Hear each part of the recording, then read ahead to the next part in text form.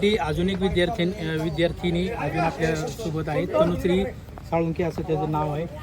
काय सांगशील, तू सुद्धा दिल्लीत होती, किती दिवस होती, तुझा तिथला अनुभव कसा होता, नेमकं काय घडलं, सोनम वांगचूक आणि अभिजित दिपके यांच्या आंदोलनात वेळी काय काय घडलेलं होतं?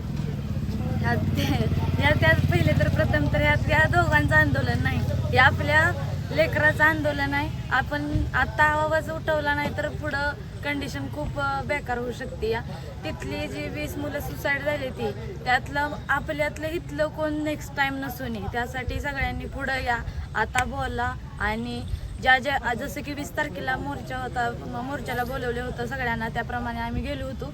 पण तिथली कंडिशन फार वाईट होती, संसदपर्यंत आम्हाला जाऊ दिलं नाही. खूप लाठीचार्ज झाला सगळ्यांना. तुम्ही व्हिडिओमध्ये बघितलं असेल, तिथलं नेटवर्क वगैरे सगळं बंद करून ठेवलेलं होतं.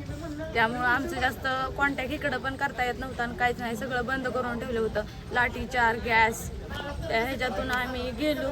पण खरं तर त्यावेळेस ज्यावेळेस हा विद्यार्थ्यांवर ते लाठीचार्ज झाला त्यावेळेस तुम्ही तिथं प्रत्येक दर्शी होता. खरं तर त्यावेळेस काय गोष्टी घडल्या, तुम्ही मगाशी बोलताना देखील भावनिक झालेला होता. खरं तर त्यावेळेस काय घडलं हे आमच्या प्रेक्षकांपर्यंत तुम्ही संपवला. रिअल कंडिशन सांगायची म्हणली, एक वेळ अशी आलती की झालं 1 मिनिटात आपण संपणार आहे, ही कंडिशन आलती. कारण की एवढं वातावरण चिघळलेलं होतं, तिथं सगळी असं तोडवून जात होती, ही करत होती. एक लहान मुलगी माझ्यासोबत होती आणि लहान मुलगी होती ती माझ्यापेक्षा लहान असताना सुद्धा तिनं मोर्चाला आलती. मला म्हणली की दीदी मला वाचव, मला वाचव.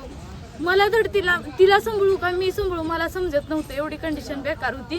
आणि असं म्हणजे सांगू शकत नाही, मी फेस केलं ती गोष्ट. एक वेळ आता समजून जावं की तुम्ही, आम्ही संपणार आहे अशी कंडिशनला आम्ही होतो तिथं. मित्रांनो, आपण पाहू शकता अत्यंत बेदरलेल्या अवस्थेत तिथले विद्यार्थी होते आणि आपल्या अकलूज नगरीतील काही विद्यार्थिनीसुद्धा तिथं उपस्थित होते. त्यांनी जी घडलं ते आपल्यासमोर कथन केलेलं आहे. आपण काय निर्णय घ्यायचा आहे हे आपण आता ठरवावंच लागेल. अकलूज एक्सप्रेससाठी आमिर मोहोळकर, अकलूज.